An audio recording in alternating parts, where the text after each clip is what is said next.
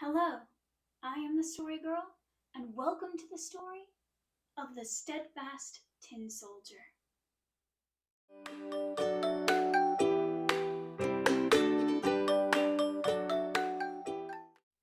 Inside of a room, inside of a box, inside of a little tin man, there was a little tin heart.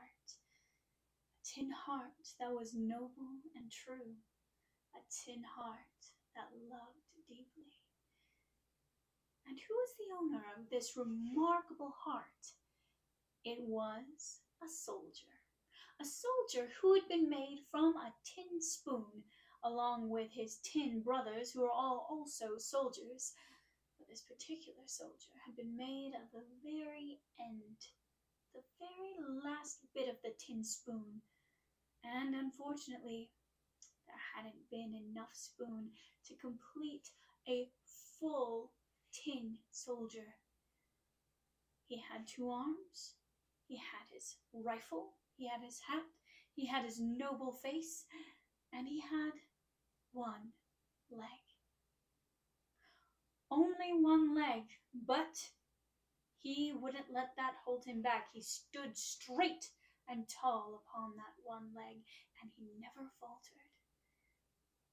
The box that he lived in wasn't where he lived most of the time. Most of the time, he lived in a room filled with toys. At one time, this room full of toys might have been called a nursery. We might call it a toy room. And it was filled with the most remarkable toys that were played with by the children who lived in the house. But when the children went to bed, every single toy would perk up its head and begin to walk around, dance, trot, play, sing, all of this at the command of the king of the nursery, who was the Jack-in-the-Box. Yes, that Jack-in-the-Box kept his eye on things, and as soon as all the children were asleep, he told every toy it was time to rise up and caper about.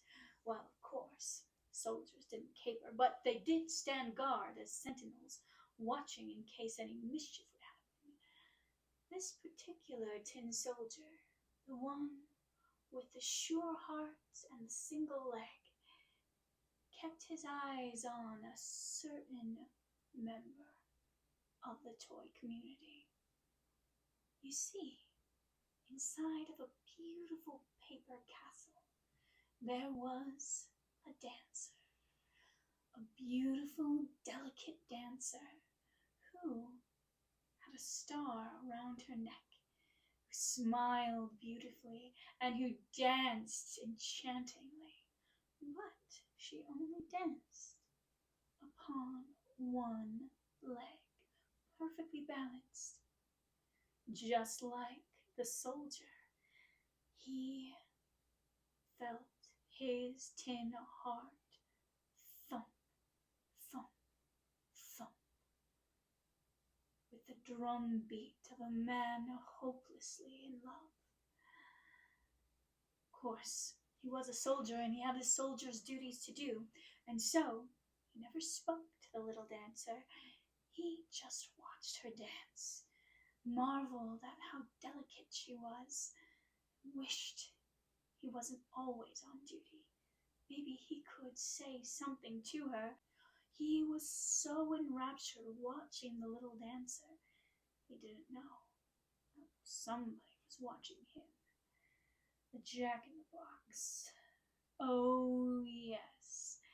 That Jack-in-the-Box saw the little tin soldier and bounced right up to him. "Keep your eyes to yourself," snarled the Jack-in-the-Box.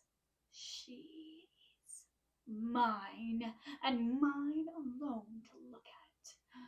But the soldier was not afraid of Jack-in-the-Box.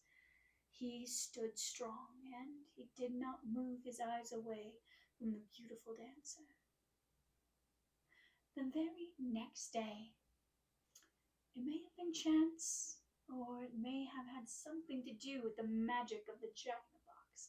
But the tin soldier was placed on the windowsill, and he stood there straight and tall as ever, waiting for his orders, when a gust of wind blew through the room.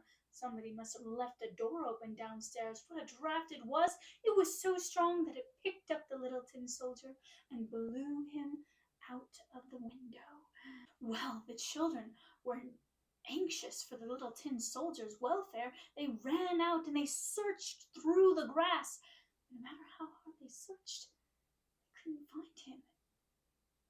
And he was made of tin and couldn't call out loud enough for them to hear. And so he just laid on the ground as straight and true as ever, hoping that he would be found. He was found all right, but not by the children of the house. He was found by a little dog that had been nosing around the grass of this house, found the little tin soldier and picked him up in his mouth and trotted away exactly 2 houses down, where he dropped this little tin man off right in the middle of the sidewalk. He was found then by 2 boys who picked him up and shouted, "Look at this little man, he is ready for an adventure." And they, quick as anything, folded a little paper boat out of a bit of newspaper, set the soldier inside, and set him afloat down the river of water that ran in the gutter. And they ran along and they clapped their hands and encouraged him in his journeys, but soon it was time for dinner, and they left him to float on and on down the gutter until his little paper boat crumpled and he was flung down a drain. Down, down, down through the drain pipes he floated until he came to, he didn't know it, but it was a much larger river than one that ran in the gutter. The whole time he stood straight. He didn't flinch, he didn't cry, and he thought of his little dancer. Well, there was a fish that swam by, and seeing this little tin soldier, decided it would be good enough for a meal, and gulped him up. And there he lay, straight and tall, inside of a fish, in the dark, in the wet, in the slime, not knowing if it had been one day or a year that had gone by. He just waited and wondered what would become of him. Suddenly, there was some unusual wriggling and jerking, but he didn't think much of it until suddenly his eyes were dazzled by bright light. You see, the fish had been caught by a fisherman, which had been purchased by a cook, which had been brought home and sliced open to serve for dinner. Well, the cook took out that little man and looked at him in wonder. "How did this get inside of this fish?" said the cook. And the little man was washed and dried and brought into a little room. How could it be possible?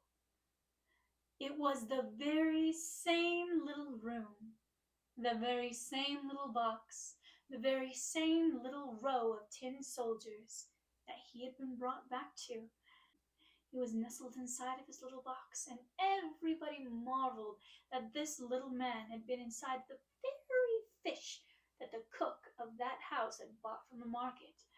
Well, he was back in his own toy room, the same nursery and the same children, and he looked over and saw that his beautiful dancer was still standing, steadfast as he was, on her one beautiful leg. Well, it might have been a childish fancy, or it might have been the influence of the evil Jack-in-the-Box, but on a whim, one of the children plucked up this tin soldier and threw him into the stove. He stood straight and tall, even though the heat from the stove began to melt his tin outsides, melt the paint of his fine red coat right off. And he stared at the little dancer as He melted and melted and melted, but as he melted, the little dancer flew up on her paper legs and fluttered down next to him inside of the hot oven. Because she was made out of nothing but paper, she burst into flame immediately, and the two melted and burned together.